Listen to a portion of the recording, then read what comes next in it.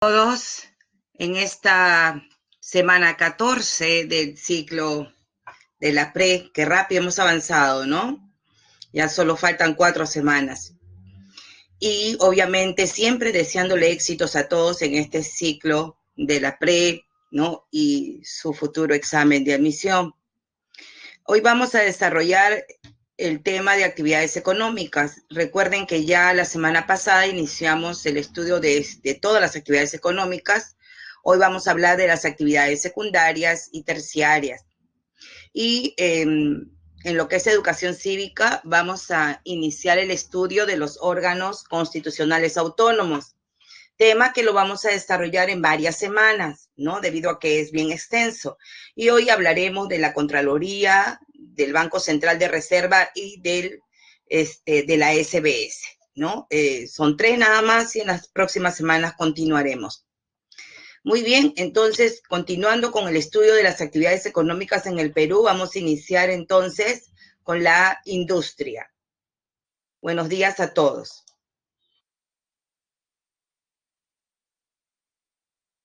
Bien, si bien es cierto, el Perú no es un país altamente industrializado, ¿no? En los últimos, pues, llamémosles después de la década del 80, en los últimos años, el Perú ha, digamos, prosperado económicamente, ¿no? Ha crecido económicamente y también ha crecido este sector, ¿no? Y hoy tenemos, pues, importantes industrias en sus diferentes ramas, base o pesada, bienes de equipo, ligera o de consumo. Entonces, y nuestra industria es pues un sector que abastece principalmente al mercado interno, aunque ya algunos productos, sobre todo textiles y metal mecánico, y también de materiales de construcción, estamos exportando al exterior, que es obviamente nuestro plato fuerte. Obviamente no pues al nivel de competir con los grandes países industrializados, pero nuestro mercado básicamente son nuestros países vecinos. Así pues, la actividad económica de la industria es una actividad transformativa, ¿no? Que transforma la naturaleza en productos, en bienes de consumo, productos manufacturados que van a ser consumidos por la población o que también van a ser, digamos, usados en otros niveles industriales. Por eso es que vamos a ver que hay una clasificación. El problema en la industria peruana es, digamos, que dependemos de la tecnología extranjera. O sea, no hemos desarrollado una propia tecnología. Y eso también no nos permite despegar. Y otro gran problema de la industria es, pues, que es centralista, ¿no? Ya que esta actividad se centraliza principalmente en Lima, con el 52,8% de las plantas industriales. Eso hace que la PEA también, la población económicamente activa, se concentre en Lima, ¿no? Por la mayor oferta de trabajo de este sector. El departamento que le sigue, pues obviamente, digamos, es muy bajo el porcentaje, ¿no? Que es Arequipa, con el 6,2% nada más. De ahí ya los demás departamentos, pues, están por debajo del 5%, como Junín y Libertad, Puno y Piura, ¿no? Entonces, como repito, otro de los grandes problemas de la industria es el centralismo, ¿no? Que se centraliza aquí, pues, en Lima. ¿Cuáles son los sectores industriales? Esta actividad se desarrolla en 3 sectores, ¿ya? Tenemos la industria base o pesada, tenemos la industria de bienes de equipo e intermedios y tenemos la industria ligera o de consumo, ¿sí? Entonces, hay varias clasificaciones, ¿ya? Entonces, nosotros manejamos esta clasificación. Y lo que es la industria base, vamos a ver que se encuentran, pues, todas las refinerías, centros de fundición, ¿no? Y se deriva directamente de la minería y de la extracción petrolera. Ya de bienes de equipo están lo que es materiales de construcción y metal mecánico, y ligera de consumo, aquellas industrias que se derivan principalmente de la ganadería, la agricultura, aunque también tenemos que se derivan del sector petroquímico, como la industria de útiles escolares, ¿no? La farmacéutica también tenemos, que hace uso de todo tipo de, digamos, de insumos, ¿no? Porque abarca, vamos a ver que abarca también no solo medicina, sino también productos de limpieza. Analicemos entonces estos sectores. Comencemos por la industria base o pesada, ¿no? Como les digo, esta industria es aquella que utiliza como materia prima todo lo que proviene de la minería y de la extracción petrolera, y se encarga básicamente de fundir y la fundición y refinación de los minerales, por ejemplo, que es la metalurgia. Elimina las impurezas, los funde. Lo primero lo que hace es con el ácido sulfúrico, ¿no? Limpiarlo, separarlo de otros metales, lo funde y luego ya lo refina, transformándolo pues ya en lingotes, por ejemplo, de oro o placas de zinc, como aquí tenemos, ¿no? Zinc metálico. Aquí ya pues obviamente está transformado, un producto ya destinado, listo para ser exportado, ¿no? Cajamarquí es una de las refinerías, digamos, más importantes que tenemos en el Perú. Es la planta de refinación del zinc y también de la fabricación de ácido sulfúrico, que es el principal, digamos, elemento que usan todos los centros de fundición y refinería para eliminar las impurezas de los minerales. Dentro de este grupo también están las siderúrgicas, aquellas que te transforman el hierro, pues, en acero, planchas de acero, varillas de acero, como pueden observar aquí, acero corrugado, ¿no? Ángulos de acero, alambres de acero, ¿no? En fin, todo lo que sea, pues, digamos, productos de acero, pero como insumos, ¿ya? Insumos para luego, ¿no? Ser utilizados por la industria metal mecánica. O sea, hay un proceso. Y tenemos la industria petroquímica, aquella que utiliza el gas natural y el crudo, el petróleo crudo, para luego ser elaborado y transformado en brea, gasolina, querosene, diésel, etano, metano, ¿no? Que son los productos base, ¿no? Entonces acá, que son todos estos productos base, para luego continuar el ciclo de producción y fabricar, por ejemplo, fibras sintéticas, amoníaco, ácido nítrico, nitrato de amonio, ¿no? Entonces, todo esto está dentro de lo que es la industria, pues, petroquímica.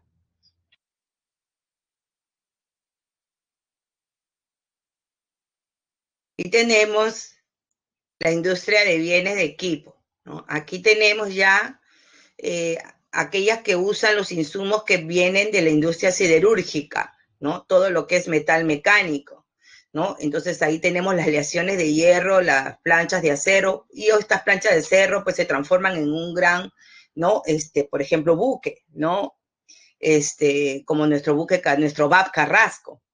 Y CIMA es la principal empresa de construcciones navales que tenemos aquí en el Perú, ¿no? Además, incluye la fabricación de puentes metálicos, ¿no? Cuando, por ejemplo, hace 2 años hubo un huaico aquí en Huaycoloro, en el puente Huaycoloro se llevó el puente, ¿no? Y entonces tuvieron que colocar un puente de metal, ¿no? Que siempre tienen preparado para estos contratiempos el Estado. También rieles de ferrocarriles, ¿no? Material de transporte y carrocería, grupos electrógenos, transformadores, ¿no? Aquí no está, porque obviamente hemos puesto algunos ejemplos, nada más en el PPT, pero por ejemplo te fabrican transformadores que también estamos exportando, ¿no? Máquinas de aparato de molinos de anillo, por ejemplo, ¿no? Dentro de este grupo incluso ensamblamos tractores, ¿no? Para lo que es la agricultura, ¿no? Ensamblaje de tractores, hornos eléctricos también, ¿no? Enormes cepilladoras, ¿sí? Y todo lo que es digamos, estructuras metálicas. Las torres de alta tensión, por ejemplo, para conductores de electricidad. Lima es la ciudad de los cables, ustedes saben, ¿no? Entonces, esos cables de alta tensión por donde se transmite la electricidad son fabricados aquí y es uno de los principales productos de la industria metalmecánica, ¿no? Los alambres de, digamos, que en el interior hay cobre, pero en las partes de afuera ya hay otra aleación, ¿no? Que protege a los alambres de cobre que son plateados. Entonces, todo eso lo fabricamos aquí, ¿no? Es una industria muy, muy importante, la metalmecánica. Y tenemos también la industria de materiales de construcción. Nosotros venimos exportando materiales de metal mecánico, algunos productos, pero también algunos productos de materiales de construcción, como por ejemplo cemento, ¿no? Y esta industria utiliza, pues, digamos, como materia prima todo lo que se deriva de la minería no metálica, ¿no? Entonces usa como insumos caliza, yeso, mármol, arcilla, granitos, puzolanas, ¿no? Etcétera. Para fabricar, ¿qué cosa? Para fabricar, ¿qué? Por ejemplo, la caliza, cemento, la arcilla, ladrillos. Los demás son para sanicerámicos, ¿no? Mayólicas, porcelanatos, ¿no es cierto? Y todo lo que es productos, como repito, sanicerámicos, todo lo que es artículos de baño, caños, ¿no? Entonces, waters, etcétera. Obviamente las industrias más fuertes en el mercado es la industria de cemento, ¿no? Tenemos varias plantas, la más importante es la de Cementos Lima, que se localiza en Atocongo, ¿no? Luego ya está Cementos Chilca, Cemento Andino, Pacasmayo, Yura, y otras más pequeñas. En cuanto a la fabricación de ladrillos, también es fuerte. Tenemos fábricas que se encuentran en Lima, principalmente como Pirámide, Rex y Lax, pero también tenemos ladrilleras en la selva, ¿no? Como repito, y también en la región andina. Entonces, este sector de materiales de construcción, ¿no? Es un sector que básicamente te, digamos, produce diversos productos, algunos ya, digamos, finales y otros que van a ser utilizados por la industria de construcción, porque una cosa es la industria de materiales de construcción y otra es la industria de construcción, que es ya la que te construye los edificios, ¿sí? Y las casas.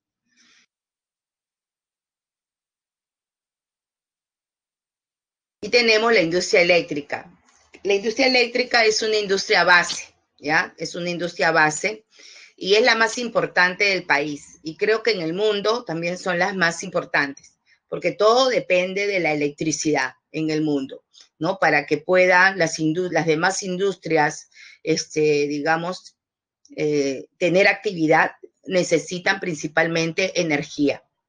La energía en el Perú, se dice que la energía en el Perú no es cara, ¿no? Y esto se debe, y justamente por eso es que la minería tiene bajo costo, porque yo les decía que la energía no es cara en el Perú. Y esto se debe a que en el Perú hay un gran potencial hidroenergético. Y las centrales eléctricas más antiguas en el Perú son las hidroeléctricas, ¿no? Por eso es que son la mayoría, ¿no? En un número de 83 centrales hidroeléctricas que generan el 50% de la producción de electricidad, ¿no? Como repito, son las más antiguas. Ya en los últimos años se ha venido construyendo ya centrales térmicas, debido a que estas generan más megawatts que las hidroeléctricas. Entonces se ha invertido en centrales térmicas. Actualmente tenemos 47, miren, casi la mitad, ¿no? Un poquito más de la mitad de las otras, pero que te producen el 48% de electricidad, ¿no? Este dato es del 2015. Yo no sé si ya han construido más centrales y de repente ya pasaron, ¿no?, el porcentaje de las centrales hidroeléctricas.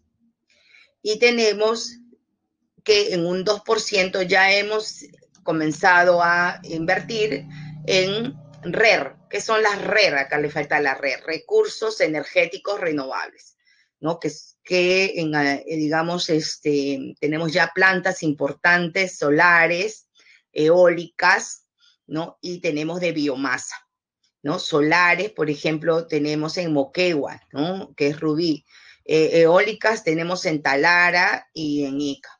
De biomasa la tenemos aquí en Lima, en la zona de San Juan del Lurigancho, en la zona del Guaycolor.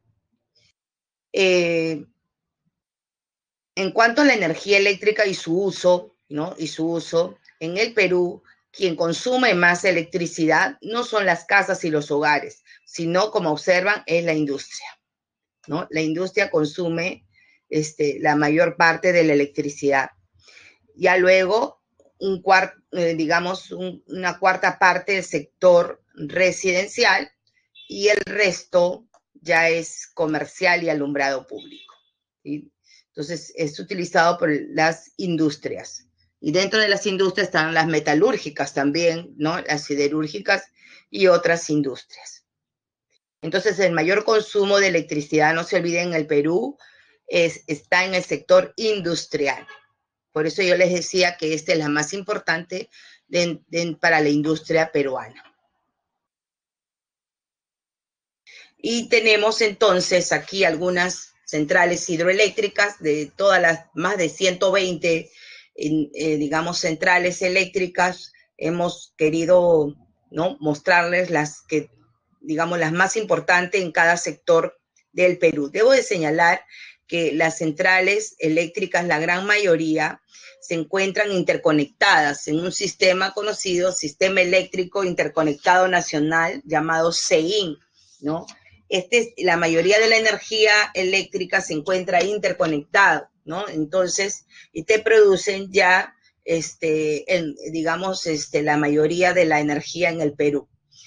Es importante decirles que en cuanto a la distribución eléctrica, cada vez hay menos gente que no tiene luz en el Perú. Y en las zonas urbanas, la energía ya llega, digamos, la cobertura eléctrica llega a un 95%. Y en el ámbito rural, pues ya sobrepasó el 75%. Eso quiere decir que ya hay muy poca población sin electricidad, ¿sí? Y gracias, pues, obviamente, no solamente a la cantidad que tenemos, sino al sistema interconectado nacional. Así pues, en la zona norte son importantes la del Cañón del Pato o Huallanca, en Ancash, Carhuaquero en Cajamarca y Gallito Ciego en Cajamarca. Aunque Gallito Ciego, si bien es cierto, está en Cajamarca, abastece de electricidad a La Libertad. Tenemos una central térmica en Jaén importante y la central eólica que les decía en Talara.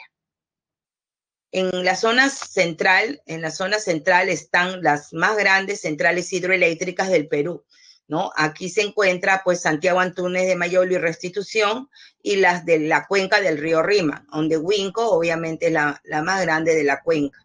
Y, digamos, es la zona donde vamos a encontrar la mayoría de las centrales hidroeléctricas del Perú.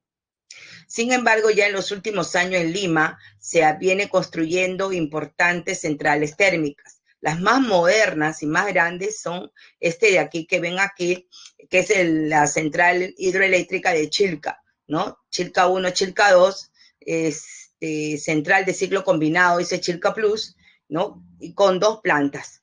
Y más al sur está Calpa también, pero la más grande ahora es la de Chilca, ¿no? Y tenemos aquí, aunque no está en el cuadro, en Lima, la central térmica de biomasa de Guaycolor. Es importante señalar que Petramas, que es la industria que tiene esta central térmica, recolecta gran parte de la basura de Lima, ¿ya? La seleccionan y luego la transforman en energía. Y tenemos las del sur, ¿no? Tenemos las centrales hidroeléctricas en Arequipa, de Chalcán y Quinto, la de el río Urubamba, Cusco. Si ustedes van a Machu Picchu, necesariamente van a pasar por esta central hidroeléctrica porque está ahí al lado del riel, ¿no? Del tren.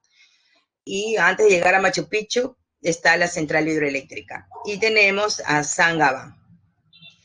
En la zona sur también tenemos una central eólica que aprovecha los vientos Paracas, que es Guaira.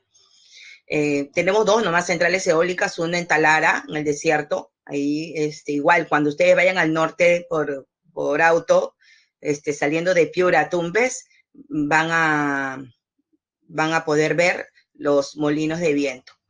Y tenemos la única planta solar grande que tenemos, que es la planta de Rubí, ¿no? Que estaba en el anterior PPT. Y también tenemos dos centrales térmicas en hilo, también muy modernas.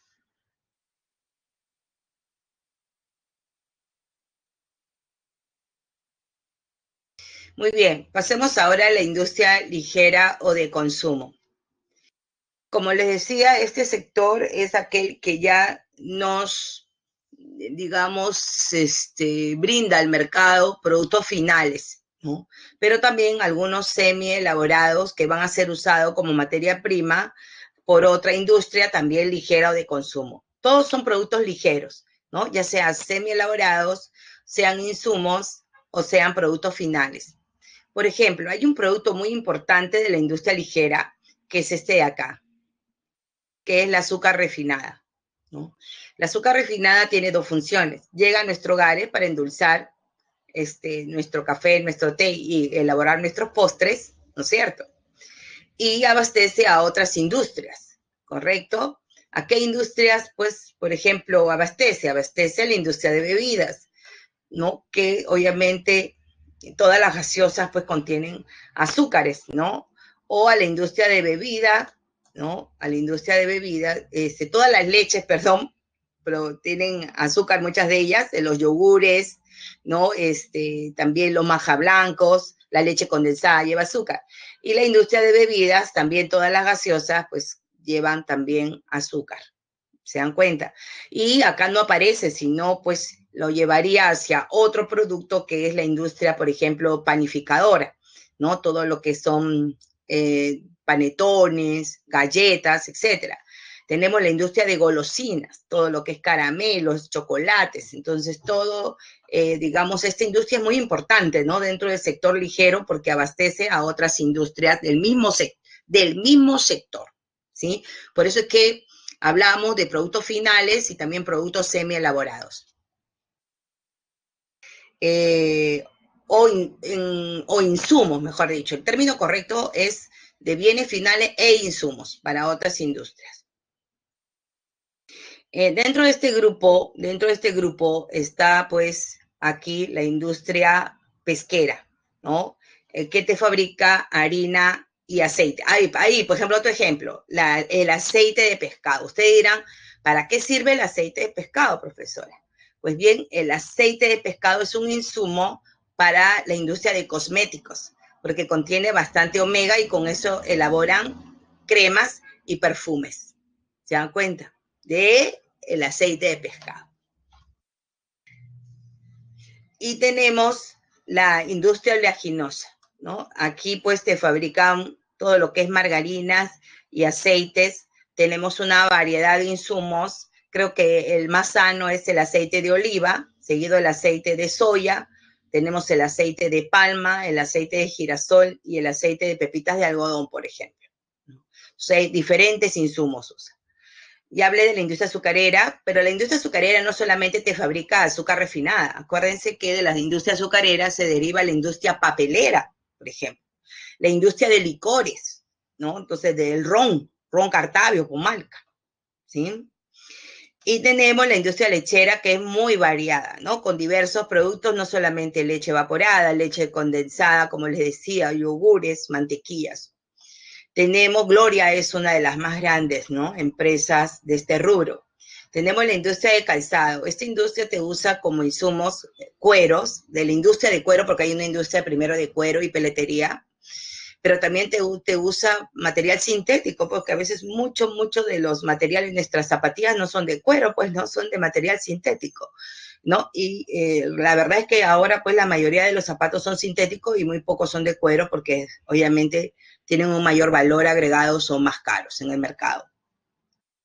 Y tenemos la industria de bebidas, también que es muy diversificada con diversos productos. Bacus es la una de las más grandes, ¿no? Bacus te produce pues casi todas las cervezas, ¿no?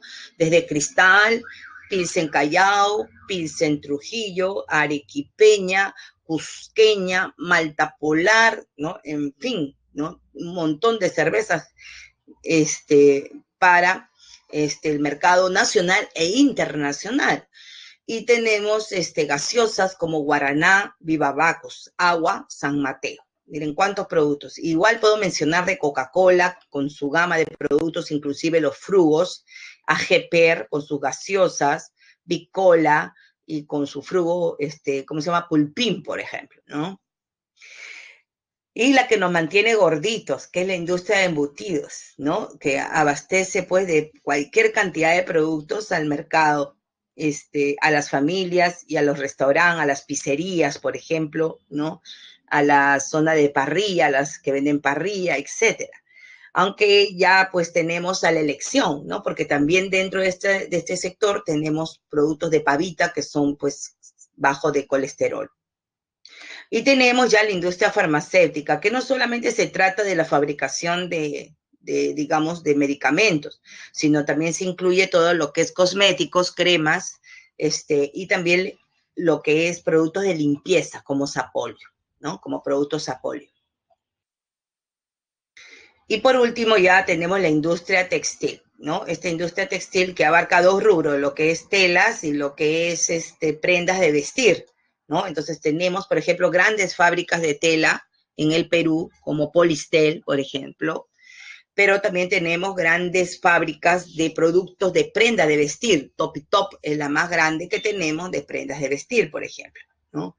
Y Gamarra es también el primer centro principal de fabricación de productos de prenda de vestir.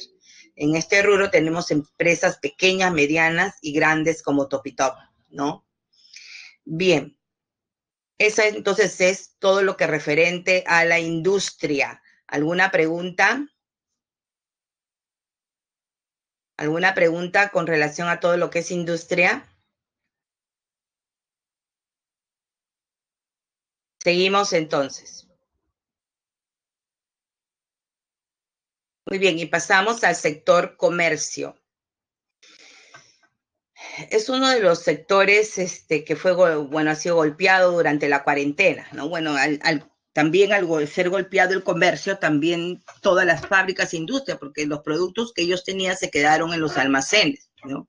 Entonces, sin comercio, pues en realidad no hay industria. ¿Por qué? Porque esta actividad permite que los productos, ¿no?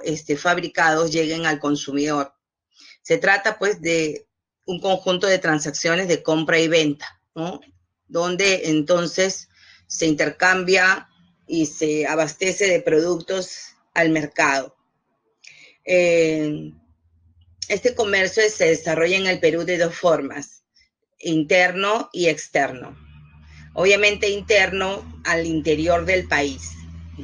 Y se da en espacios físicos y espacios virtuales, porque nosotros, ahora que estamos en la pandemia, nos hemos acostumbrado a comprar desde casa, ¿no? Y hay un mercado virtual. Pero también si queremos salir a pasear un rato, pues tenemos también espacios físicos, ¿no? Entonces hay espacios virtuales y espacios físicos. Pero si consideramos, o mercados virtuales y mercados físicos, pero si consideramos el volumen de transacción, se divide en dos, ¿no? Mercado mayorista y mercado minorista. Entonces hay varias clasificaciones, ¿correcto? Por el tipo de espacio virtual y físico, pero por el tipo de transacción o volumen de transacción mayorista y minorista. Si consideramos solo los espacios físicos, ¿no? El mercado mayorista es aquel en que obviamente se venden grandes volúmenes. Esto puede ser virtual o puede ser también físico, ¿no? Entonces puedo comprar de forma virtual y me llevan todo a mi negocio, ¿no? Pero si yo quiero ir, entonces voy a encontrar, por ejemplo, el mercado de frutas o el gran mercado de Lima, ¿sí?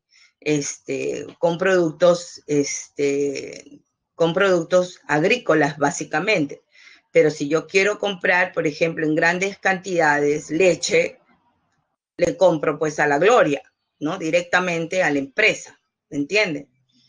Entonces, este mercado, repito, está relacionado con las mismas áreas, o sea, las mismas empresas que te producen los productos, ¿no? Para ser consumidos. Y tenemos el mercado minorista. Este sí es el más variado. Desde la panadería, que está en la esquina de mi casa, las farmacias, que está más allácito, la bodega, que está más al lado, ¿no? Entonces encuentro el restaurante, la pollería, ¿no es cierto? Entonces en realidad es muy variado, ¿sí? Nosotros aquí hemos colocado algunos nada más, ¿no? Pero en realidad, como repito, abarca todos, ¿no?, los negocios que tenemos alrededor de en nuestra localidad, ¿sí? Por ejemplo, tenemos, el mercado tradicional, ¿no? Entonces, aquel que está cerca de mi casa, donde voy a encontrar principalmente productos frescos de alimento, ¿no? Tenemos el mercado, el supermercado, dejemos al lado un ratito el ambulatorio, el supermercado, ¿no? Son grandes tiendas donde su principal rubro es también alimentos, obviamente complementados con otros rubros como electrónicos, incluso también alguna sección de ropa, ¿no? Otra sección de productos de limpieza, ¿no? Como Metro, como Wong, como Plaza Vea o Vivanda. Y tenemos los grandes almacenes, ¿no? Estos, digamos, son también espacios donde su rubro principal ya no es el alimento, sino son textiles, ¿no? Electrónicos, principalmente textiles y electrónicos. Entonces estamos hablando de Saga, ¿no? Estamos hablando de Oesle, estamos hablando de Ripley, ¿no? Como repito, sus principales productos son todo lo que es textiles y electrónicos. Y tenemos los centros comerciales. Son los espacios más grandes en donde en su interior podemos encontrar un supermercado o puede encontrar almacenes, pero también puede encontrar restaurantes, cinemas, ¿no es cierto?, en su interior y diversidad de tiendas con diversos productos, como el Real Plaza, por ejemplo, Salaberry, ¿no?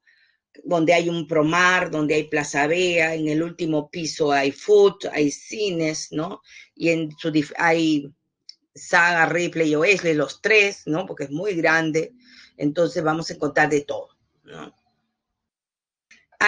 Finalmente tenemos el mercado de la calle, que es el comercio ambulatorio. Lima, ¿no? Lima es el departamento en donde obviamente los índices de comercio ambulatorio han ido creciendo cada vez más, de producto del centralismo, ¿no? Una de las características del comercio ambulatorio, pues, es que es centralista, definitivamente, ¿no? Porque si bien es cierto, hay comercio ambulatorio en diferentes partes del Perú, se concentra principalmente en Lima, ¿no? Se concentra principalmente en Lima debido a la alta cantidad de población que tenemos, y esto con la pandemia peor aún, ¿no? Debido a la escasez ya de trabajo. Entonces ha ido creciendo enormemente. Y bueno, en comercio ambulatorio se vende de todo. No hay un producto especial, todos se adecúan a las circunstancias.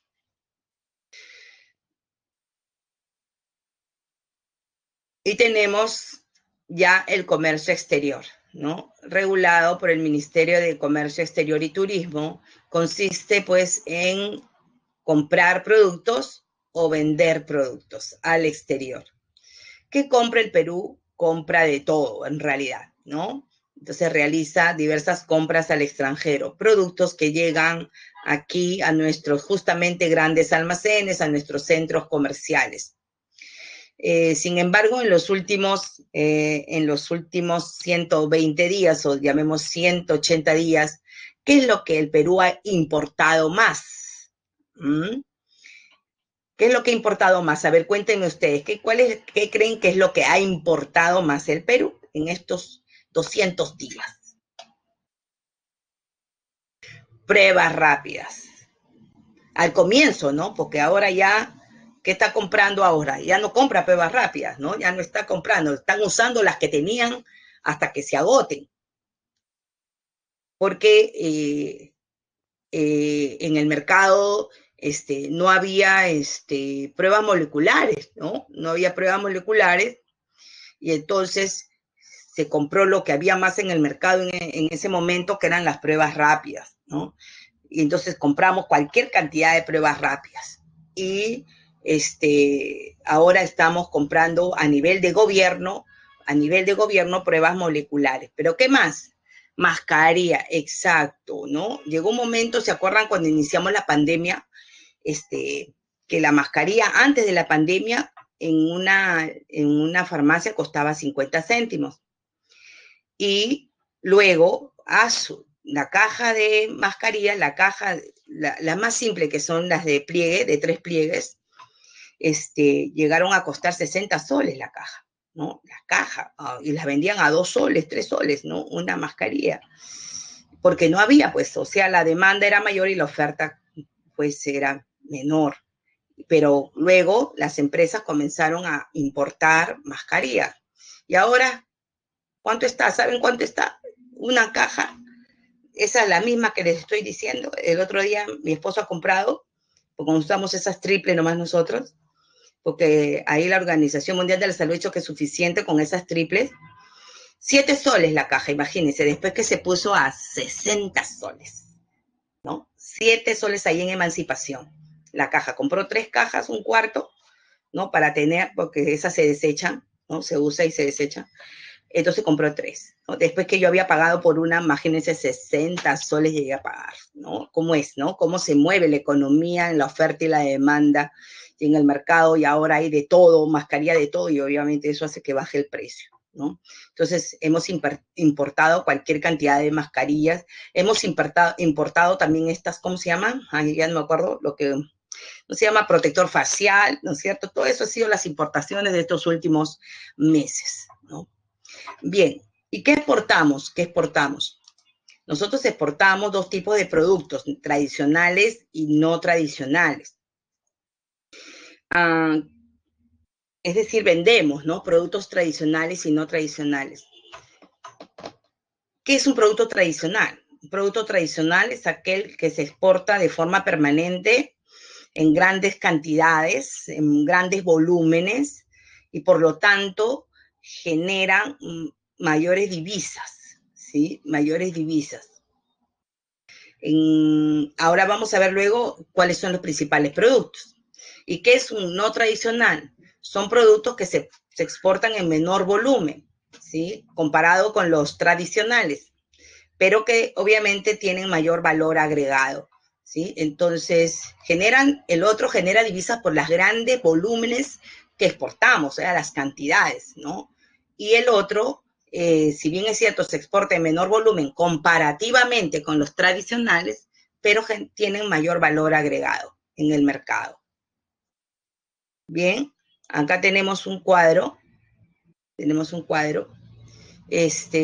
las exportaciones por sector económico, y vamos a ver que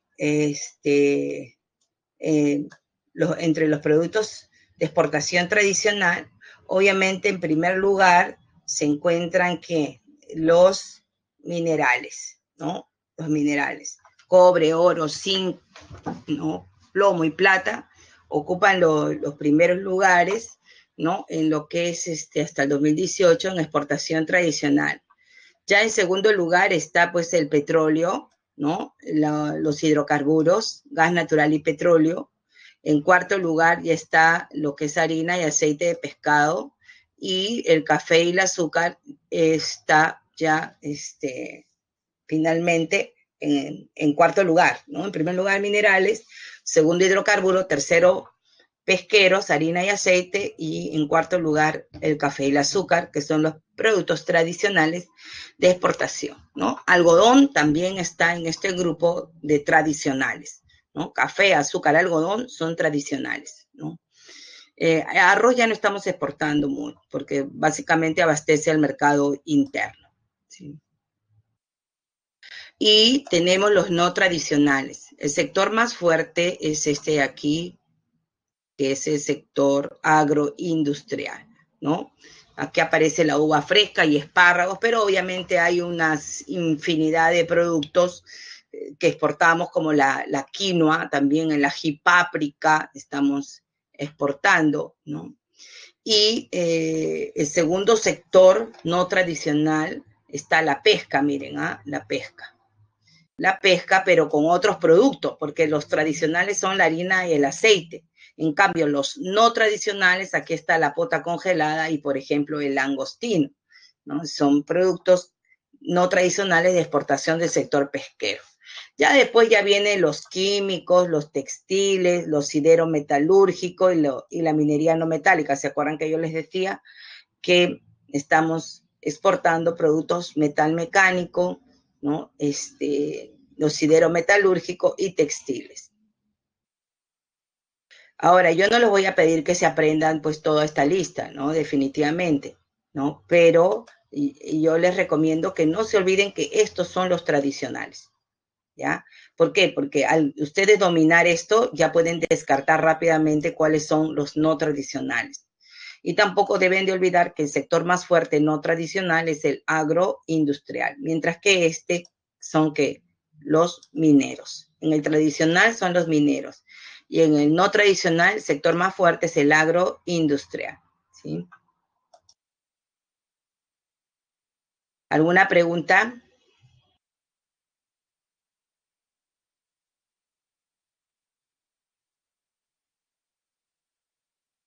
Muy bien.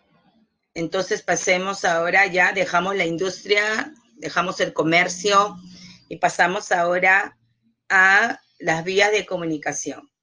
Las vías de comunicación son los nervios de un Estado. Definitivamente, para que el Estado pueda irradiar su poder a todo el territorio, necesita, correcto, estas redes terrestres, aéreas o acuáticas, ¿no? Cómo el presidente se traslada, ¿no?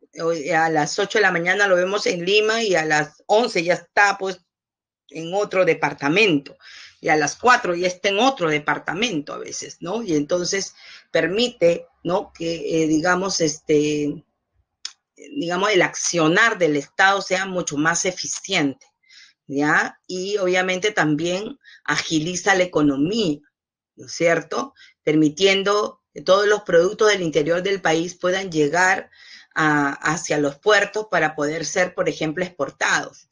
La circulación de las personas, ¿no? Entonces es obviamente muy, muy importante la comunicación, digamos, para el desarrollo de un país.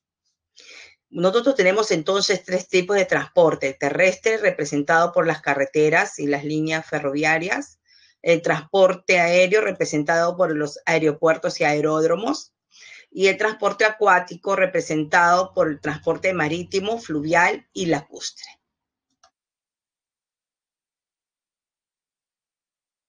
Hablemos del transporte terrestre.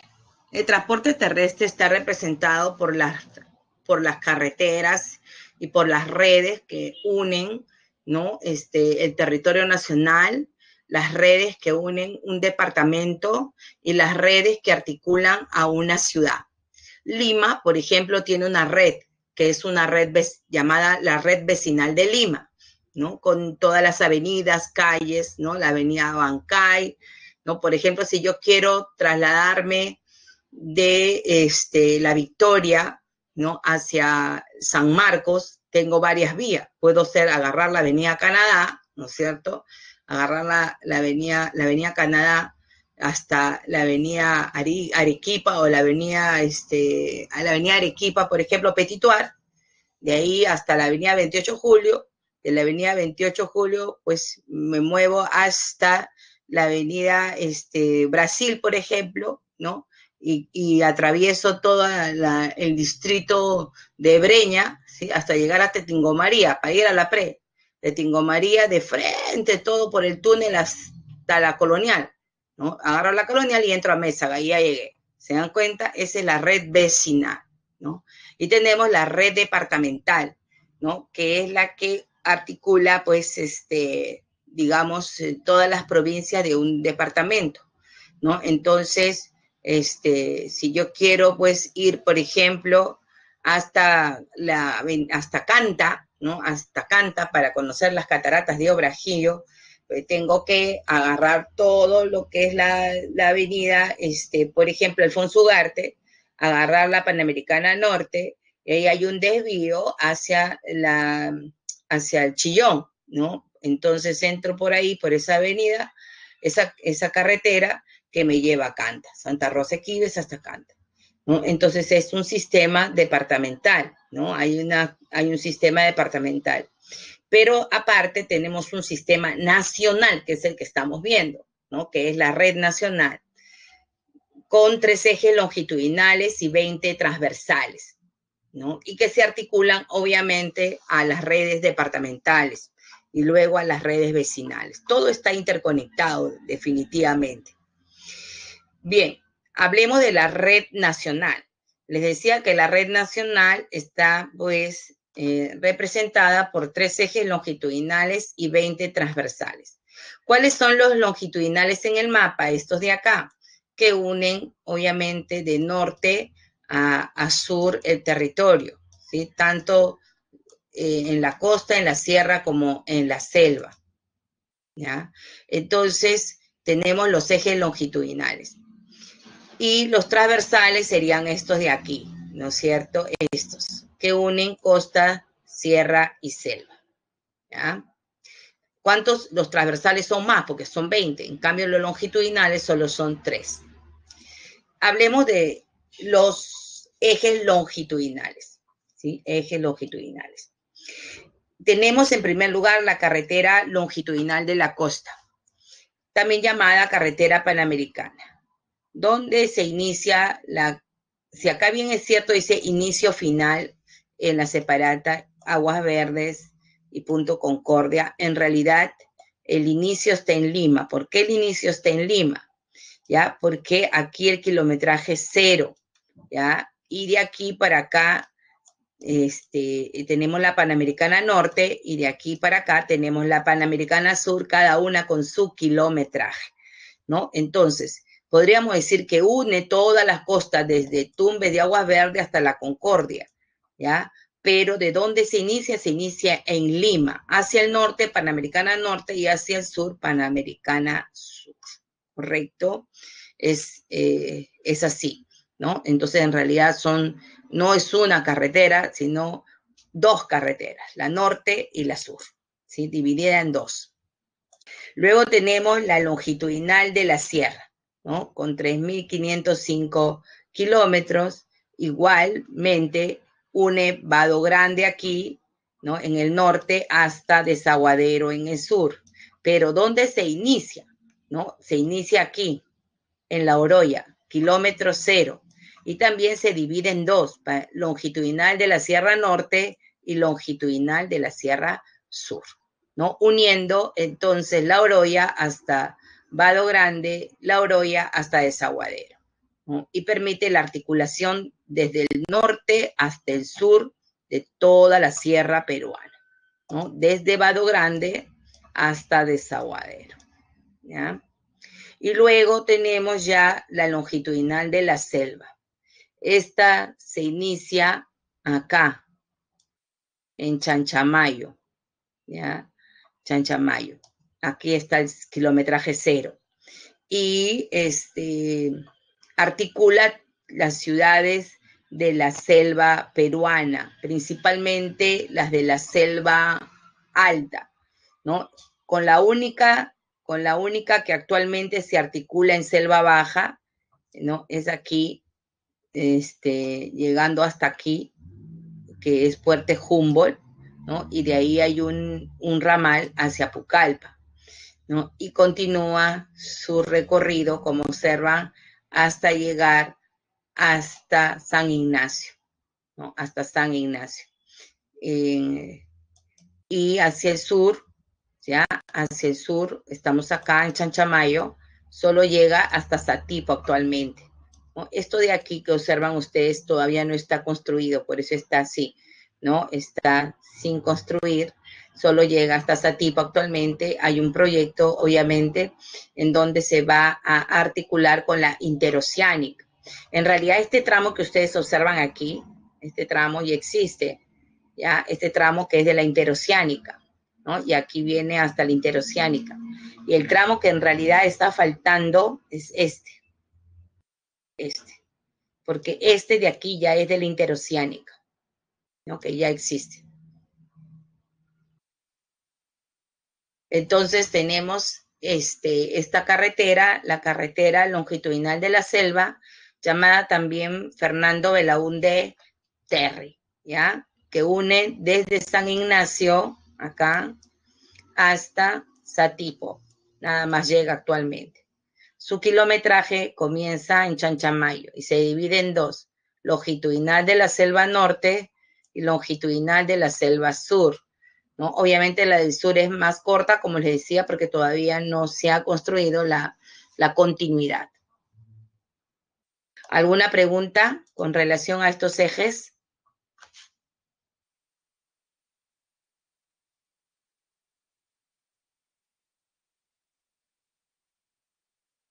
¿No hay preguntas? ¿Todo bien? Bien, los ejes transversales ahora, los ejes transversales. Muy bien, tenemos la red nacional con 20 ejes transversales.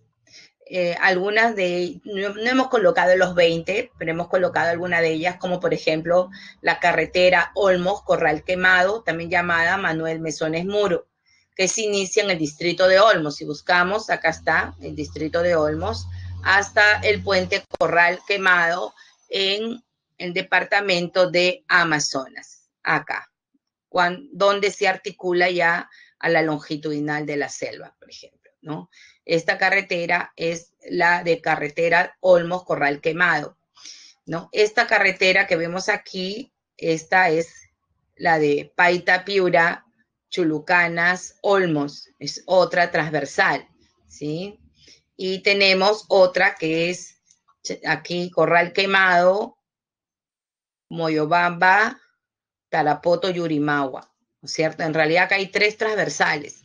Paita, Olmos, Olmos, Corral Quemado, en Amazonas, y Corral Quemado hasta Tarapoto, es otra transversal, y Tarapoto, Yurimagua, otra transversal. ¿Se dan cuenta? Entonces las transversales son muy importantes porque articulan costa, sierra y selva.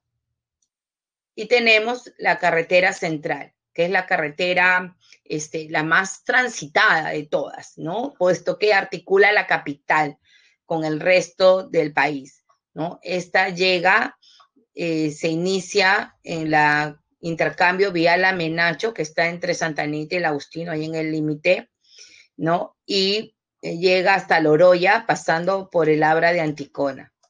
Aquí tenemos un tramo de ellas, solamente un tramo. Es el tramo que parte desde Chosica, porque comienza en la Menacho, o sea, todo esto de aquí, ¿no? Acá comienza en la Menacho, en Santa Anita, continúa hasta Chosica, ¿no? Avanzando por Matucana, San Mateo, Río Blanco, y llega a Casapalca, a la zona de la mina y el pueblo de Casapalca. Hasta ahí todo es el departamento de Lima, ¿no? Ya después abandona el departamento de Lima para entrar a departamento de Junín y llegar finalmente a la Oroya, ¿sí? Esta carretera es la carretera entonces más transitada transversal del Perú, ¿sí? Ya a partir de la Oroya luego ya se articula, acuérdense, con la longitudinal de la sierra, ¿no? Que aquí es el kilometraje 174 para la carretera central, pero comienza el kilometraje 0 para la carretera longitudinal de la sierra. De aquí ya yo puedo ir a la Sierra Sur o a la Sierra Norte.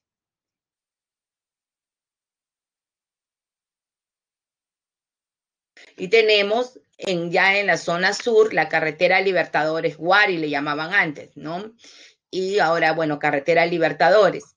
Y que parte de la carretera de la Panamericana Sur. Por ejemplo, si yo quiero ir a Huancavelica o a Ica, puedo ir por la carretera Panamericana hasta la Oroya, de ahí bajar, pero también puedo ir por la Panamericana Sur hasta Pisco, ¿no? Entonces vengo de Lima hasta Pisco por la Panamericana Sur y luego ya ingreso por la carretera Libertadores, ¿sí? Acá está Vía Los Libertadores, hasta llegar pues pasando por Huancavelica, llegando hasta Ayacucho, ¿no? Ahí, por ejemplo, tenemos un tramo de esta carretera Vía Los Libertadores, acá vemos a Pisco, ¿no?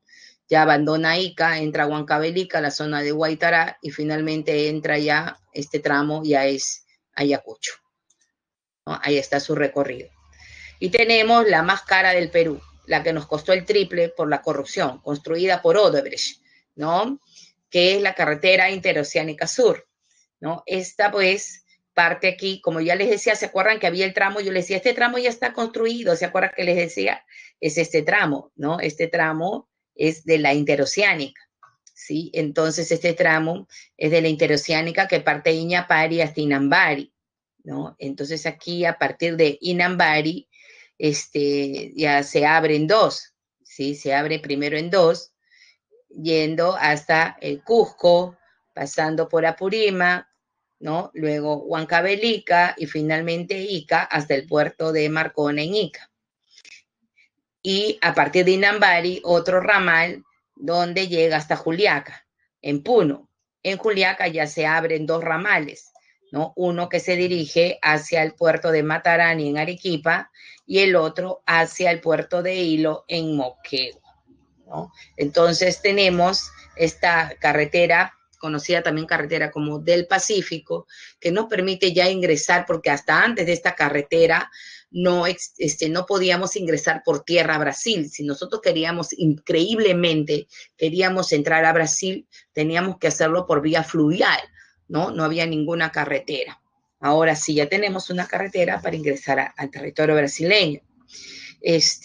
Aquí se encuentra el puente más grande del Perú, el puente más extenso del Perú, ¿no? En el río Madre de Dios.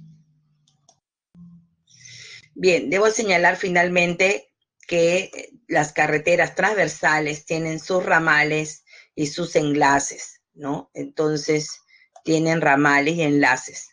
Entonces, si nosotros vamos acá al mapa, por ejemplo, acá tenemos la carretera central y aquí hay, miren, un enlace, ¿no? Que llega a la carretera central, ¿no? Entonces, acá hay otro, por ejemplo, miren, ¿se dan cuenta? Entonces tiene muchos ramales y enlaces estas carreteras, ¿no? Para articular toda la red nacional con la departamental. Entonces, miren, por ejemplo, si viene en el examen, ¿qué ruta tomaría Pablo si quiere ir por carretera, ¿no? Desde Lima, quiere llegar al Cusco, ¿sí? Al Cusco. Entonces, si quiero yo llegar de carretera al Cusco, puedo ir por toda la carretera panamericana hasta San Juan de Marcona, Ica, y agarrar el ramal de la interoceánica, ¿no es cierto?, para llegar al Cusco.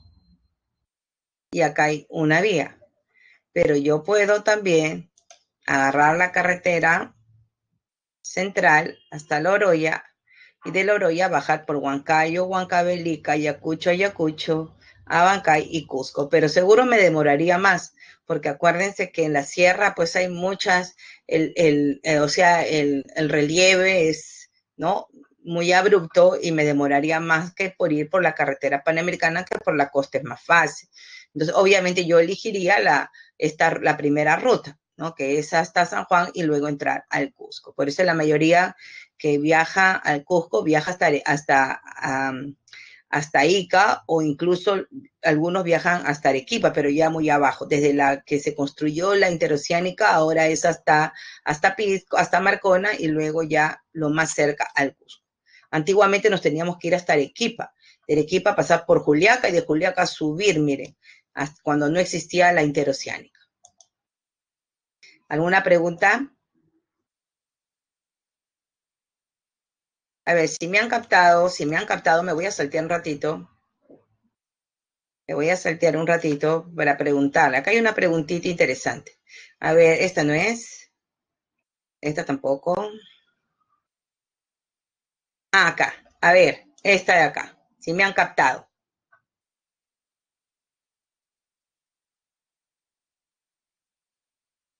Arequipa, Juliaca, Cusco. Sí, pues esa es la antigua ruta, ¿no?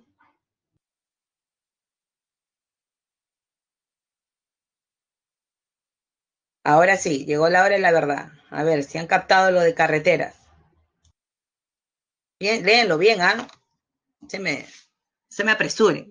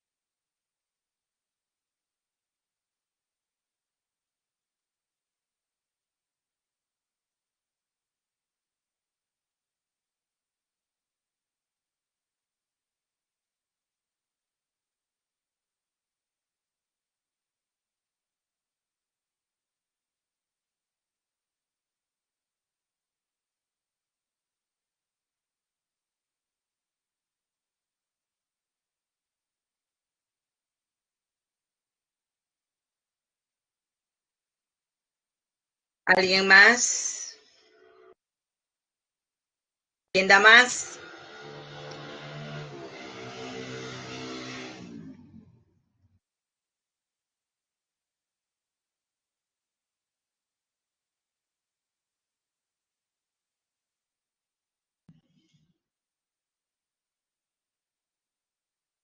Muy bien, analicemos ya. ¿Alguien más?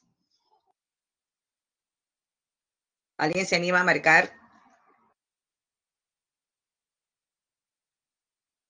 Muy bien, veamos ya la mayoría.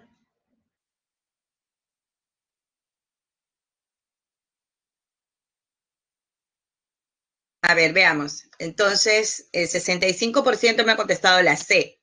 Se trata de ver qué enunciado es verdadero con relación al transporte. Dice, la opción más adecuada para que una persona viaje por tierra a la región Amazonas, de la región Amazonas a Lima, es empleando la vía Libertadores y la Panamericana Norte. La Panamericana Norte está bien, pero la vía Libertadores no, porque eso está en Pisco, Huancavelica, Huancayo. Aquí, ¿qué carretera era? ¿Ah? A ver quién me dice qué carretera era de Amazonas para Lima. Una de las carreteras podía ser la marginal, la marginal de la Selva, la Fernando Belaúnde Terry. ¿Hasta dónde? ¿Ah? Está bien bravo, ¿no? Porque tendría que ir hasta dónde. ¿Ah? Hasta Tarapoto, ¿dónde? O Chanchamayo, hasta Chanchamayo, Moyobamba, ¿no?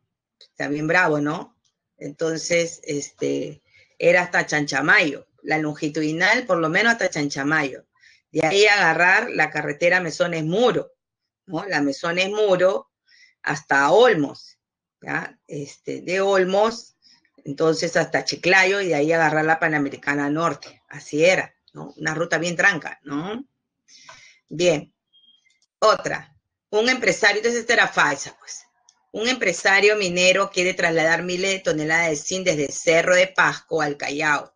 ¿Lo puede utilizar utilizando el ferrocarril del sur? No, pues, ¿qué ferrocarril? Si el sur está por Arequipa, Cusco, ¿no? También ahí ya estaba obvio que era falso. Sería el ferrocarril central, sería. La ruta terrestre inmediata para que un turista regrese al Cusco, a Lima, es empleando la interoceánica sur. ¿Sí? Ok. Y la Panamericana Sur. Muy bien. Eso sí está correcto, ¿cierto? Era verdadero. Un médico que trabaja en Nauta, Loreto, desea retornar a Lima, por lo que primero viajará por vía fluvial a Iquitos. Definitivamente porque no hay carretera a Nauta, todo es vía fluvial. Y luego por vía aérea del aeropuerto. Este era verdadero, ¿no? Entonces, la C, la mayoría contestó muy bien, ¿ah? Entonces, felicito, muy bien están moscas, ¿sí? Y vamos entonces a la red ferroviaria, ¿sí? Ya terminamos lo que es las carreteras transversales y vamos a la red ferroviaria. Y justamente tenemos dos ferrocarriles, pues, ¿no? El ferrocarril del centro, la zona de Lima y Junín, Pasco hasta Huancayo, y tenemos el ferrocarril del sur y suroriente.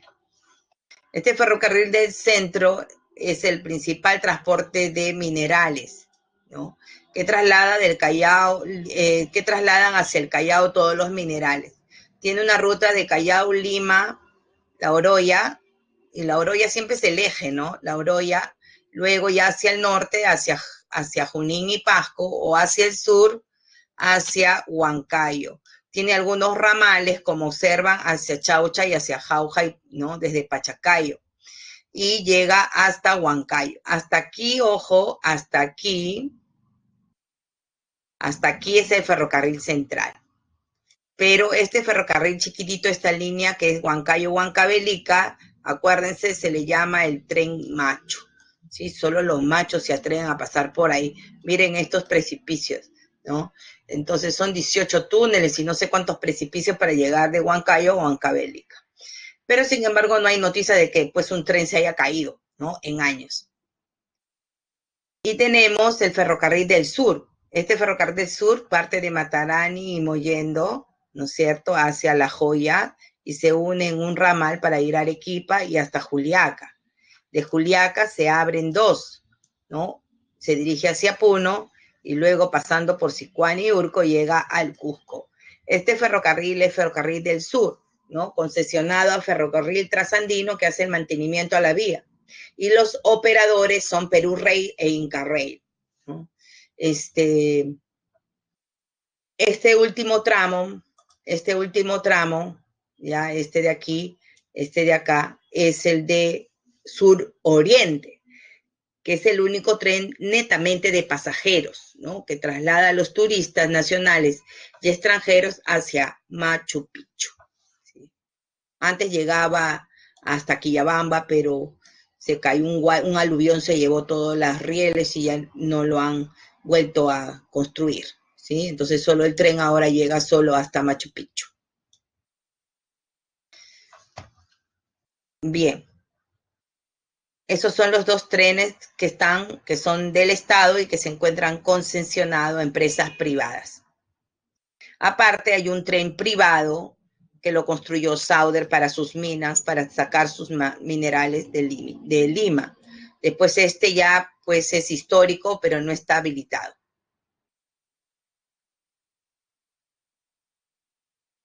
Transporte aéreo.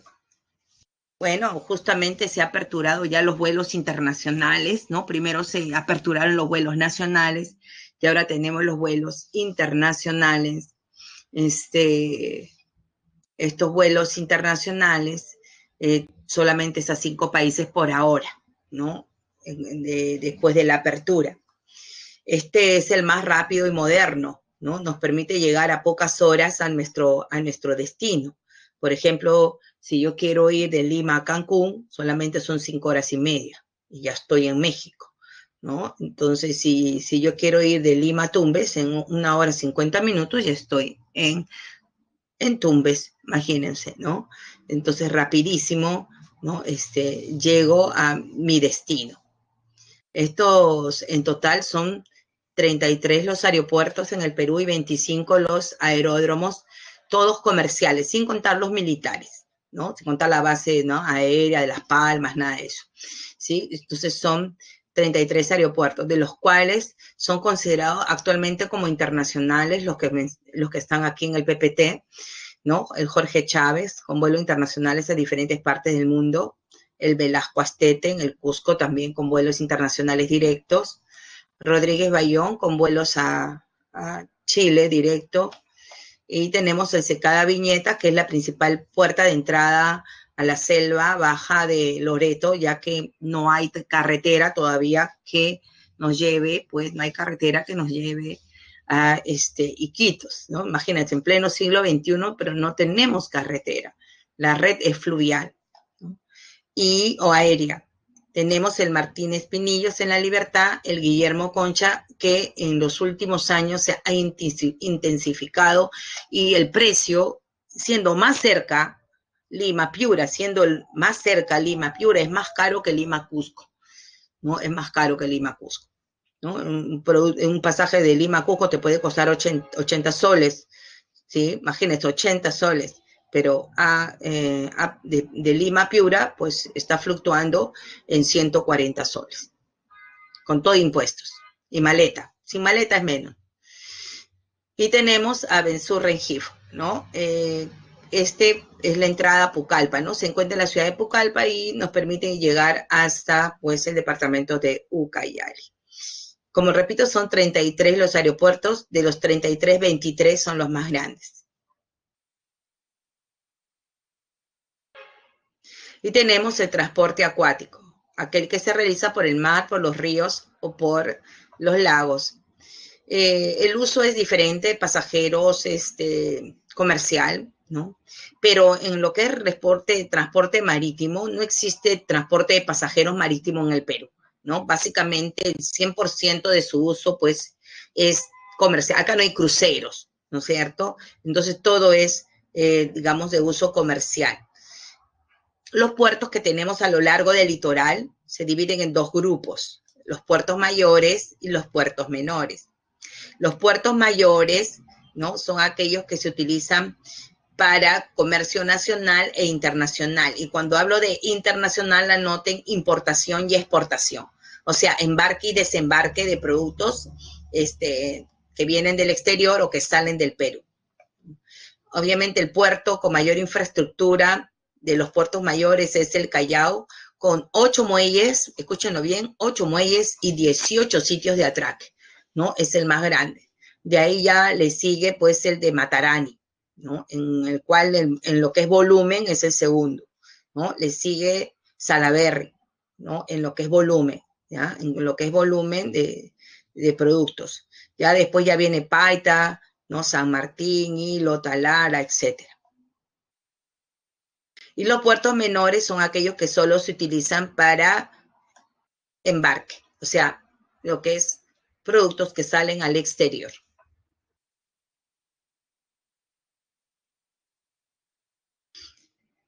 El transporte fluvial en el Perú es digamos, la principal red amazónica, la red hidrográfica amazónica, comprende actualmente 8.573 kilómetros. Antes era 5.000, después 6.000, ahora ya es 8.573.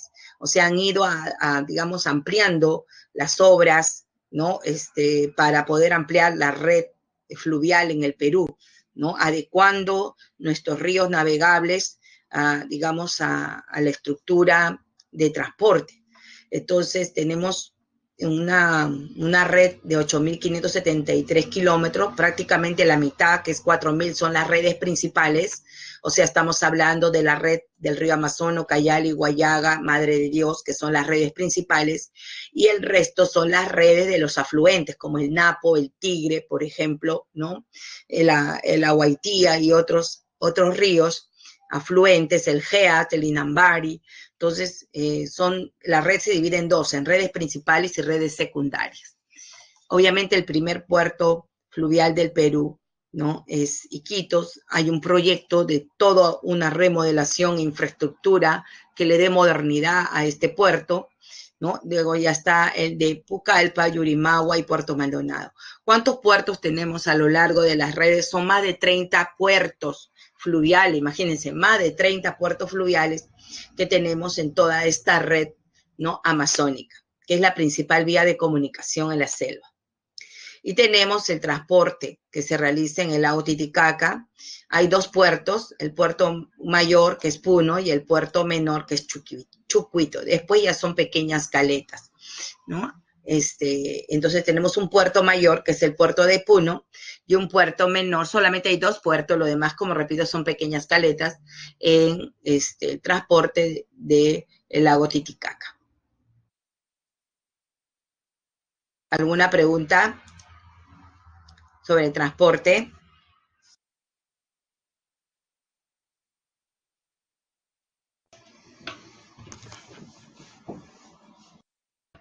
Bien, seguimos entonces. Y tenemos pues ya el turismo en el Perú, ¿no? La actividad turística en el Perú es, digamos, es uno de los sectores también que aporta, ¿no? Importantes ingresos al Estado peruano. Lamentablemente, con esto de la pandemia, es uno de los sectores más afectados. Actualmente, la reactivación económica no llega todavía al turismo ni tampoco a las actividades de ocio. Entonces son, repito, los más afectados, ¿no? Los cinemas y todo lo que es turismo. Si bien es cierto, se han aperturado los viajes a diferentes partes del Perú, la oferta turística, los tours todavía no están permitidos, ¿no? Esta actividad es rectorada por el Ministerio de Comercio Exterior y Turismo y el Viceministerio de Turismo. El Perú es un país eminentemente turístico y tiene pues gran potencial y es la tercera actividad a nivel nacional, ¿no? Generando, como repito, fuertes ingresos. El Perú ha trabajado mucho para fortalecer este sector, ¿no? Mejorando los servicios turísticos, generando conciencia turística en las poblaciones que viven de estas actividades, pero también diversificando la oferta turística, ¿no? Entonces uno cuando viene al Perú ya no solamente viene a conocer Machu Picchu, porque antes nosotros teníamos solamente una oferta, ¿no? Y la oferta era pues cultural, conocer los sitios culturales como Sacsayhuamán, Ollantaytambo, Machu Picchu, ¿no? Pero ahora el que llega al Cusco encuentra una oferta turística muy diversificada. Entonces tenemos, por ejemplo, el turismo de aventura. En el Cusco hay paquetes en donde pues invitan a los turistas a caminar por el Capacñán, ¿no? Entonces subir por los cerros. Entonces esa experiencia única de caminar por el Capacñán es interesantísimo, ¿no? Ver al lado hay abismos, ¿no? Les digo porque yo he sido partícipe de una de esas expediciones con mis hijos de caminar por una buena parte del Capacñán hasta en la zona de Machu Picchu, por ejemplo, ¿no? Y obviamente hay otras actividades como practicar canotaje en el cañón de la Purímac o el cañón ahí en Lunahuaná, el cañón de Santo Tomás, ¿no? entonces a realizar diversas actividades, como ingresar por ejemplo, al cañón de Utilla, ¿no? Que también hay puro abismo. Entonces hay gente que le gusta el peligro, o caminar por las dunas, ¿no? Hacer el sandboard, ¿no? Practicar los tubulares, todo es obviamente de aventura, y el Perú pues poco a poco ha ido mejorando en este sector. Luego tenemos todo lo que es gastronomía, ¿no? Entonces ahora el turista viene y dice, oh, yo quiero probar el ceviche, ¿no? Lo primero que te dicen es ceviche, ceviche. Entonces, así les pica, igual comen el famoso ceviche peruano, o el pisco sour, ¿no? De ahí tenemos otro, ¿no? Que también está muy fuerte. Hay un mapa turístico de todas las fuentes termales que hay en el Perú, ¿no? Y también dentro de los tours te ofrecen, ¿no? Estas salidas digamos, a las fuentes termales. Acá en las más cerca de Lima tenemos Churín, por ejemplo, ¿no? Y cuando uno va a Tarapoto, Moyobamba, ahí te ofrecen también, pues ahí hay unas aguas calientes, ¿no? Más calientes incluso que Churín, por ejemplo. Y cuando vas a la zona de Machu Picchu, también está aguas calientes, ¿no? Entonces, las fuentes termales. Y tenemos un turismo vivencial, ¿no? En donde las personas comparten sus costumbres y tradiciones con los pobladores, y además forman parte de diversas actividades que ellos desarrollan. Por ejemplo, ahí estamos viendo la Pachamanca, ¿no? Y tenemos el turismo rural comunitario, ¿no? Donde hay personas que justamente vienen, ¿no? A conocer las comunidades campesinas y también conocer más de ellas. Son diversas entonces ofertas turísticas que ha permitido diversificar entonces, digamos, este rubro al Perú y generar mayores ingresos. Y tenemos los atractivos turísticos, que a partir, creo, ya de la otra semana se aperturan, creo, ¿no? Y obviamente tomando las medidas de distancia y todo, distancia social, y bueno, para evitar los contagios. Y el Perú, pues, no hay departamento en que no ofrezca, pues, atractivos turísticos. Y obviamente, el departamento turístico por excelencia en el Perú es el Cusco, ese es nuestro principal destino, ¿no? Con diversos lugares. Aquí nos quedamos cortos mencionando, obviamente, Machu Picchu, que es el principal, ¿no? Toda la zona del Valle Sagrado, donde es Valle Norte, Valle Sur, por ejemplo, porque hay dos zonas. Valle Norte es para lo que es Chincheros, lo que es Ollantaytambo, por ejemplo, ¿no? Valle Sur es Tipón, por ejemplo, ¿no? Tinta, el puente de Quehuachaca. Y en el centro del Cusco, pues obviamente es Sacsayhuamán, que ahora hay un incendio forestal, han visto en las noticias, ¿no? Que está amenazando pues la zona del complejo arqueológico. Ica no se queda atrás, que es otro de los departamentos más turísticos. Pues tenemos 3, acá hay 2 en la imagen, que es Paracas y las líneas de Nazca, pero tenemos también, pues, nuestras dunas, ¿no? Olvídense, yo antes de la pandemia, justo antes de la pandemia, viajé 2 veces. Una fue en enero a la Huacachina, y otra antes de la pandemia. Regresé una semana antes que Vizcarra cerrara todo, que es al norte, a las playas del norte, ¿no? Que es como todos los años viajo. Y la Huacachina sí me quedé impresionada la cantidad de turistas que habían, extranjeros y nacionales. Dios santo, parecía procesión, ¿no? Todo el mundo esperando subir y tener la experiencia de subir a las dunas por los tubulares y caminar por las dunas, ¿no? Bueno, y Paracas, pues, ¿no? Y las impresionantes líneas de Nazca.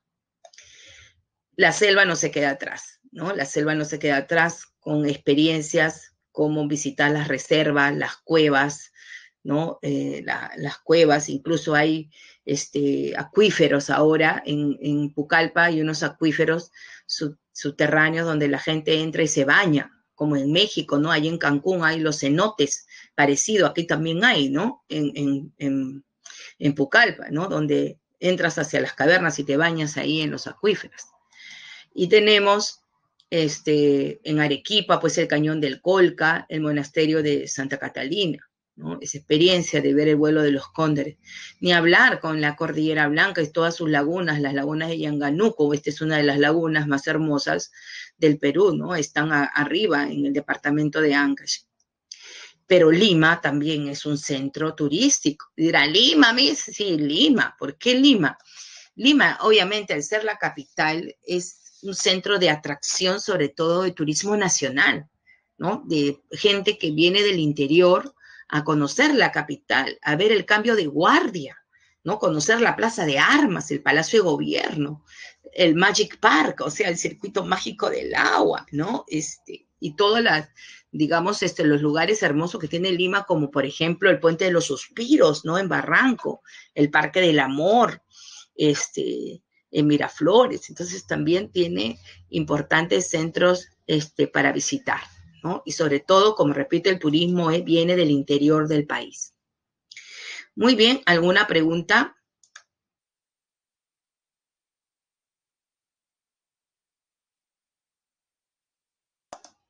¿Alguna pregunta? Estoy buscando una pregunta de... Si no hay preguntas, a ver, esta de aquí la contestamos.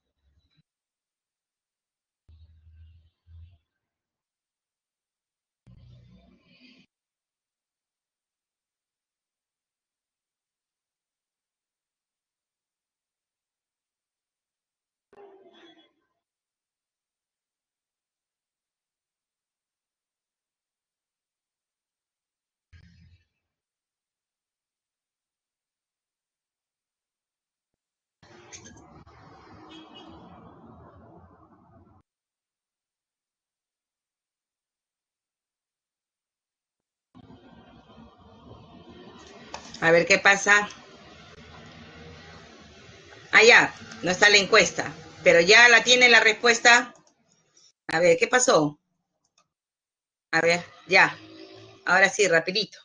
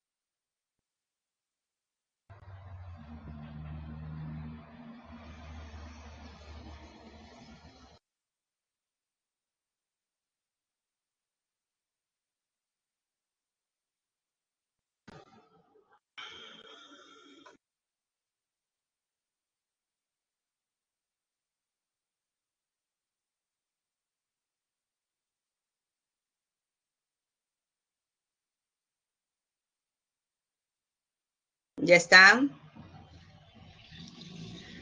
¿Qué pasó con tantas respuestas? ¿Alguien más?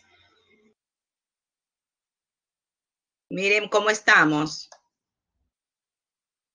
La B, 9. La C, 5. Las 7, la D. ¿Qué pasó? A ver, ¿sobre qué es? Observa la imagen, dice, ¿no? Vamos a observar la imagen. ¿Qué cosa nos muestra la imagen? En primer lugar, dice, se evidencia transacciones propias que corresponden al comercio interno. Ok, definitivamente sí, pues, ¿no? Es un comercio, acuérdense que hay comercio interno y hay comercio externo. Por lo tanto, definitivamente la 1 es correcta. ¿no? Sino ¿qué comercio es? Yo sé que es comercio ambulatorio, pero el comercio ambulatorio es parte del comercio interno, así lo hemos visto. ¿Ya? Entonces, ahí, por ejemplo, algunos me han caído porque seguro han dicho, ah, es comercio ambulatorio, falso. No, pero el comercio ambulatorio forma parte del comercio interno, ¿me entienden? Entonces, aquí ya los que no marcaron la 1 como verdadera ya, entonces, sí. Entonces, la 1 es verdadera, ¿está bien? Ahora seguimos. Este es verdadero. La A ya definitivamente no es, pues, porque no tiene la 1, ¿no? Ni tampoco la C, tampoco porque no tiene la 1, que era verdadero. Ya nos quedamos con la B y la D. A ver, ¿qué pasó? Dice, este tipo de comercio se caracteriza por su desarrollo descentralizado en el Perú, ¿no? Yo les dije bien claro que si bien es cierto, hay comercio ambulatorio en diferentes partes del país, en todos lados hay ambulantes, ¿dónde se centraliza? ¿Dónde se centraliza? Yo les dije, ¿dónde se centraliza? ¿Quién estuvo atento? En Lima, exacto, en Lima. Entonces, es Lima. Entonces, por eso es que las dos no eran correcto, ¿no? Entonces, aquí lo que marcaron la D y la B coinciden en la 1 y la 3. El problema era que la 2 no era correcto. O sea, la respuesta solo era 1 y 3. 1 y 3 nada más. ¿Ah? Y cómo, ¿quién? A ver, no me han estado atentos porque los que marcaron la 4, ¿cómo puede ser el comercio ambulatorio solo exclusivamente de las áreas rurales? Pues, si aquí en la paradita, nomás aquí en la paradita, el problema, montón ahí de ambulantes, ¿no? De venta, claro, ustedes como ven que aquí están vendiendo zanahoria, esto creen que es del ámbito, los productos vienen del área rural, eso no les niego, ¿no? O sea, provienen del área rural, pero ¿dónde se comercializa? Así, ¿dónde vemos esto? Obviamente vendemos afuera del mercado, nomás ya estamos viendo que están vendiendo los ambulantes, ¿no? Entonces, ahí no era las áreas urbanas, ¿sí? Muy bien. Entonces les dicto las claves para entrar, porque es cortito, cívica. Geografía 1A, no, hoy día no los he colocado en el PPT, así que atentos.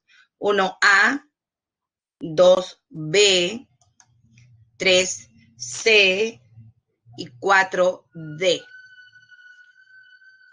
4D de dedo.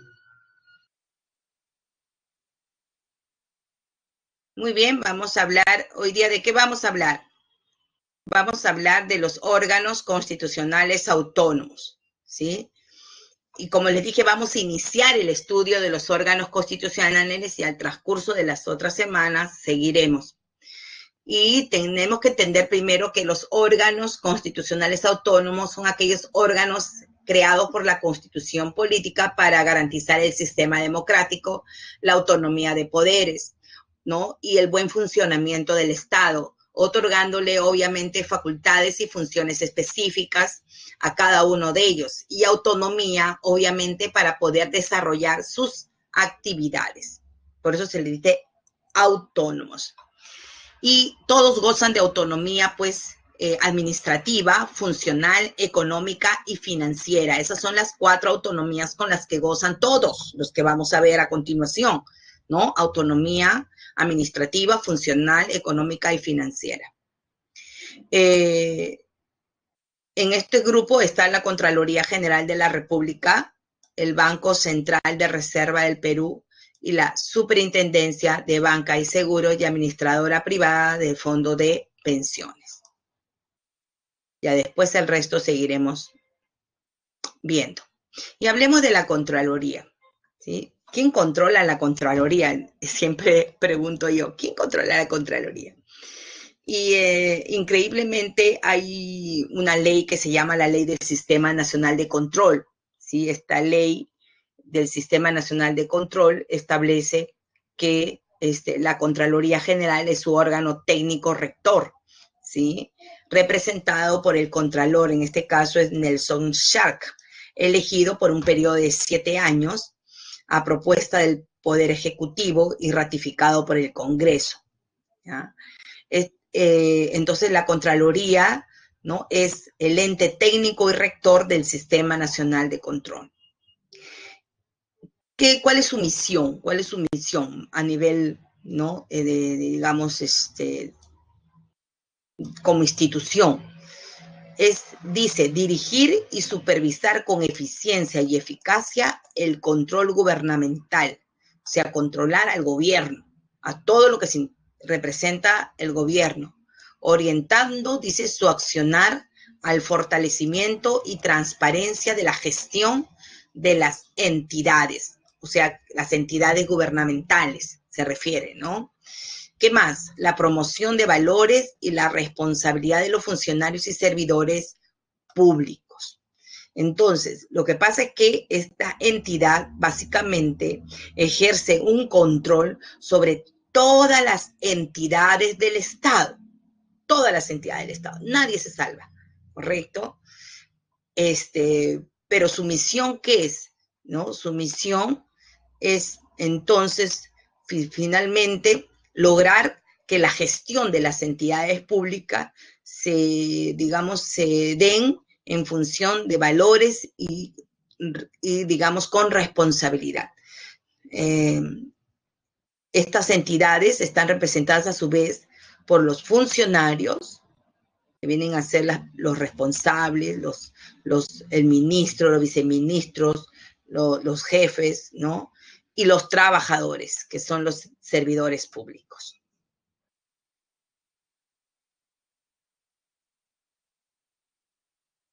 Así pues, la Contraloría tiene funciones ya específicas, ¿sí?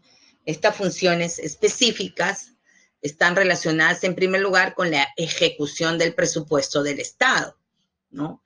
Entonces, quien elabora el presupuesto es el Poder Ejecutivo, recoge todos los presupuestos de las entidades del Estado, de los gobiernos locales y regionales, de los poderes del Estado, y se arma ese presupuesto. Pero este presupuesto se debe de ejecutar y justamente su ejecución es supervisada por la Contraloría, ¿no? El presupuesto de una institución, por ejemplo, del sector educación, se distribuye, por ejemplo, en el ministerio y los colegios, ¿no? Y los colegios, en el caso de Lima, en todos los colegios, los cuales, ¿no?, ejecutan el presupuesto conforme a la normatividad, ¿no?, que indica en cada partida en qué se debe de usar, ¿no? Por ejemplo, si un director de un colegio recibe una partida para mantenimiento preventivo de su colegio, es decir, arreglar baños, aulas, luz, electricidad, pintura, ¿no? Él no puede agarrar ese dinero, ¿correcto? Ese dinero, ¿ya?, para usarlo, ¿no?, para comprar uniformes a todos los maestros, por más que parezca bien, ¿no?, para dar, digamos, a pedido de los docentes y trabajadores, les compra uniforme en vez de arreglar los baños. Entonces la Contraloría inmediatamente observará, ¿no?, cómo se ha ejecutado ese presupuesto que no está acorde a la partida que se le ha otorgado, y obviamente le abrirán proceso administrativo a ese director, inclusive podría ser denunciado, ¿no?, penalmente por la Fiscalía luego, ¿ah?, por malversación de fondos. Entonces, porque ese delito se llama malversación de fondos. Entonces, por eso es que la Contraloría supervisa cómo se está ejecutando en los proyectos de los gobiernos regionales, de los gobiernos locales, ¿no?, y de todas las entidades. Pero además, no solamente su función está relacionada con controlar cómo se maneja el presupuesto, sino todos los actos de las instituciones sujetas a control. ¿Quiénes están sujetas a control? Como ya les dije, todas las entidades del Estado, el gobierno central y sus entidades, que quiere decir ministerios, ¿no?, gobiernos regionales y gobiernos locales, las unidades administrativas de todos los poderes, legislativo, ejecutivo, ministerio público y todos los órganos constitucionales autónomos, ¿sí?, porque ellos también reciben dinero del Estado, ¿correcto? Entonces, en la parte administrativa van a ser controlados, no en su no en sus atribuciones y funciones, definitivamente porque los poderes y los órganos constitucionales son autónomos, pero sí en el gasto público, por ejemplo. Y tenemos también son sujetos a control todos los órganos reguladores, ¿no?, de los servicios públicos y entidades del Estado, ¿ya? Y también las empresas como Petroperú. Todos están, nadie se escapa de la Contraloría. Ya, chicos, nadie se escapa de la Contraloría. Y cuando hablo para diferenciarlo de actos, miren, para diferenciarlo. Aquí vemos, por ejemplo, alimentos, ¿no es cierto?, que van a ser distribuidos. Aquí hay dos cosas que hay que ver. Uno es cómo se ha ejecutado esta partida, ¿correcto? Cómo se ha ejecutado esta partida. Entonces se revisan las boletas de compra del azúcar, del arroz, a ver si no se ha inflado los precios. ¿Se dan cuenta? Entonces ahí ya entra lo que es la ejecución presupuestal.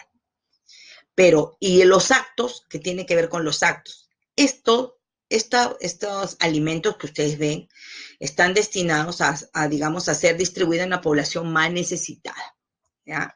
Pero hemos visto que hubo denuncias en donde en algunas alcaldías parte de estos alimentos no llegaron a los más necesitados, sino que llegaron y se desviaron y les dieron a la familia de los trabajadores de la alcaldía, ¿no? Cosa que no debió ser, ¿me entienden?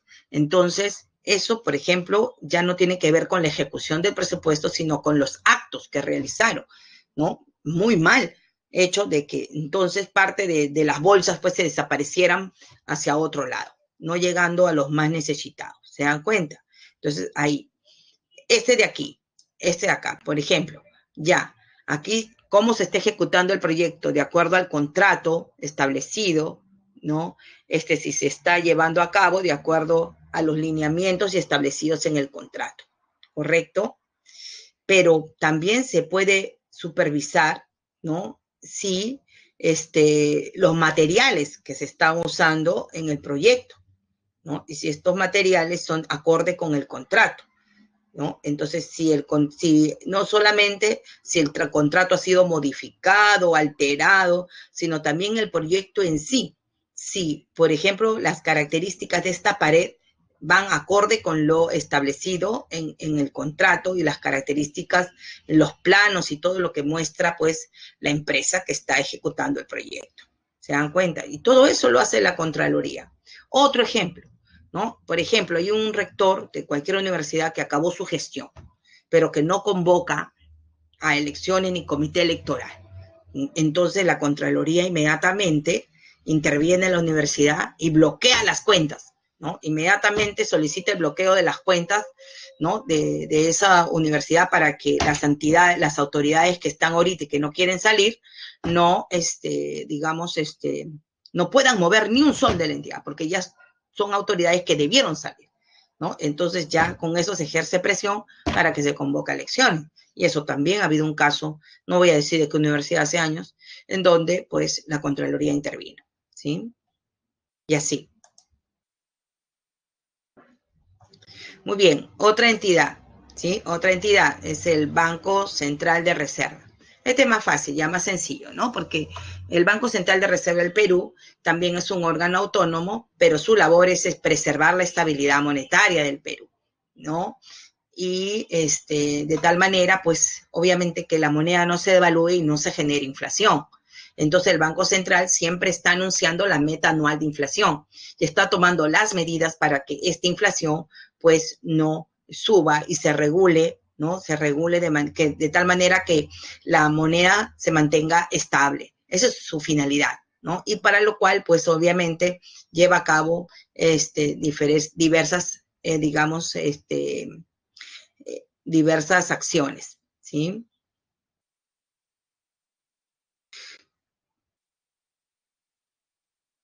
Y justamente aquí están sus funciones ya específicas, ¿no? Para lograr la estabilidad monetaria en el Perú, lo que el Banco Central de Reserva, ¿no?, digamos, se encarga en primer lugar es de regular la moneda, pero también el crédito del sistema financiero. Aquí todas las entidades financieras se someten correcto, se tienen que someter a los, digamos, lineamientos que establece para el crédito el Banco Central de Reserva. Están obligadas, digamos, a acatar. Administran las reservas internacionales, ¿no? Entonces, todo, digamos, el dinero del Estado que se genera por las divisas, impuestos, etcétera, van hacia el Banco Central de Reserva. Pero también tenemos bonos. Acuérdense, tenemos bonos y todas esas reservas las administra el Banco Central de Reserva. Otro, informar sobre las finanzas nacionales, como les decía, todos los niveles de inflación, crecimiento, ¿no? PBI, etcétera. Y administra la rentabilidad de sus propios fondos, ¿no? Entonces, ¿por qué? Porque el Banco Central de Reserva no solamente tiene el dinero de las reservas que viene del Estado. Acuérdense que todas las entidades bancarias tienen que tener un fondo en el Banco Central de Reserva de garantía, ¿no? Para garantizar, digamos, el dinero de los depositantes ahorristas. Entonces, también el Banco Central de Reserva administra esos fondos y su rentabilidad. Y emite billetes y monedas en el Perú, ¿no? Actualmente la moneda desde el 2015 es el sol. El Banco Central de Reserva está gobernado por un directorio. Son, como observan aquí, 7 miembros. 4 designados por el Poder Ejecutivo y 3 los 3 fujimoristas designados por el Congreso. Estos 3 miembros fueron designados por el anterior Congreso de mayoría fujimorista, mientras que los nombró Kuczynski, por ejemplo, ¿no? En el Poder Ejecutivo. Y hasta ahora continúa.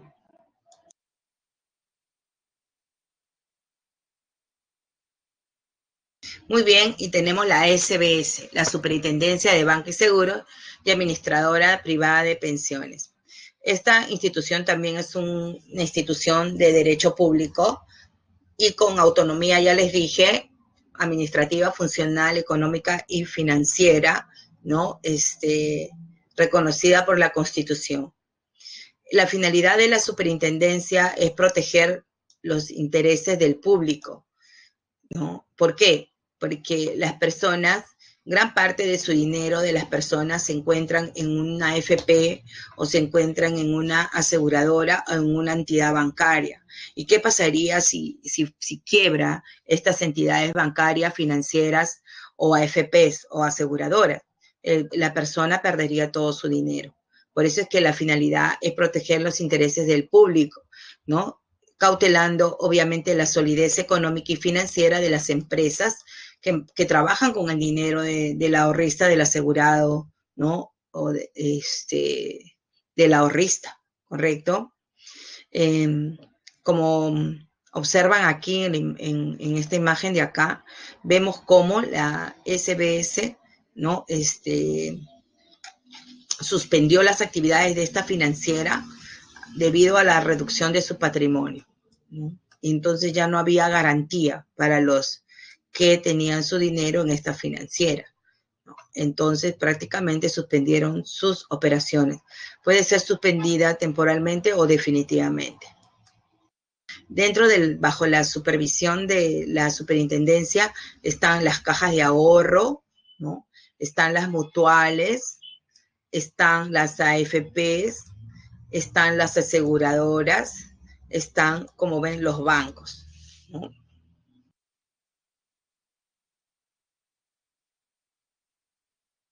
Entonces, les decía, bajo la supervisión de la SBS, nuevamente, todo el sistema financiero, cajas de ahorro, mutuales, bancos y financieras, las aseguradoras como Seguros RIMAC, ¿no? Mafre, Campofe, y también las AFPs, ¿no? Todas se encuentran, ¿para qué? Con finalidad, no se olviden, con la finalidad de preservar los intereses del público, depositantes, asegurados o afiliados, ¿sí?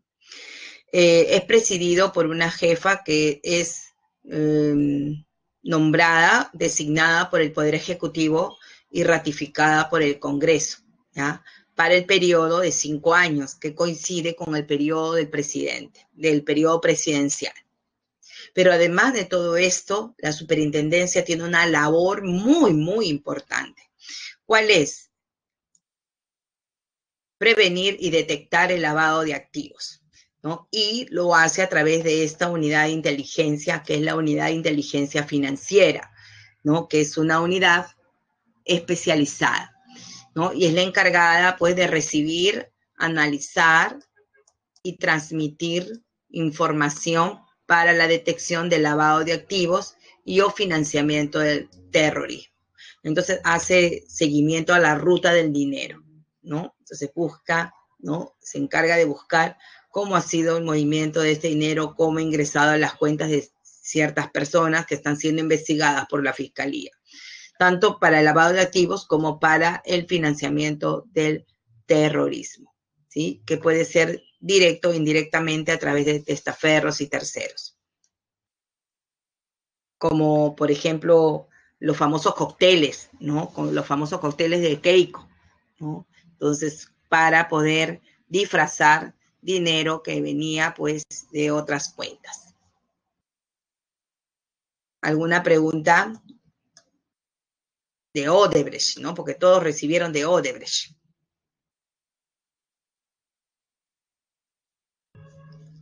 Si no hay preguntas, justo ya hemos terminado, pero antes, por lo menos las tres funciones básicas se me identifican de las tres entidades que hemos estudiado. Ya, Miguel, gracias. Ya terminó.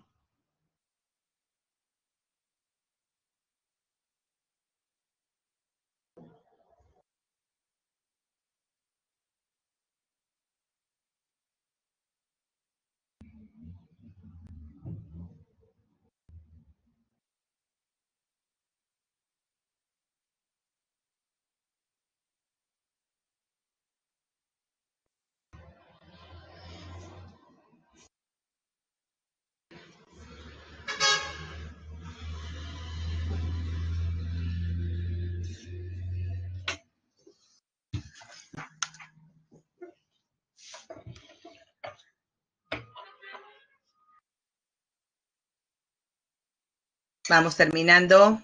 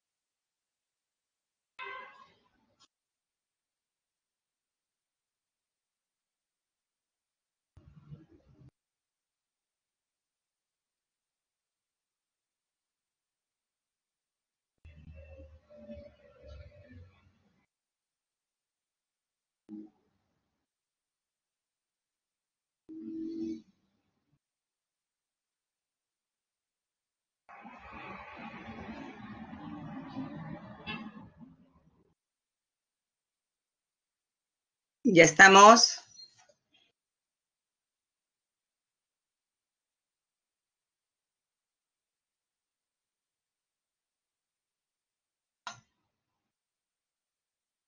Muy bien. Creo que la mayoría, pues, no se equivocó, ¿sí? La respuesta era la A, definitivamente, ¿no? Bien, les repaso las claves, 1A, 2B, ya me pasé bastante, 3C y 4D. 1A, 2B, 3C y 4D. Muy bien, voy a iniciar la encuesta final, que es la encuesta docente. Si ya no alcanza más tiempo, cualquier duda, por favor, tienen el multichat para hacer sus consultas.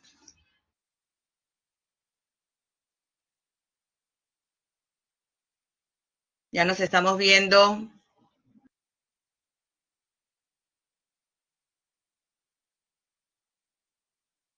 ¿Alguien más? Ok, nos vemos entonces.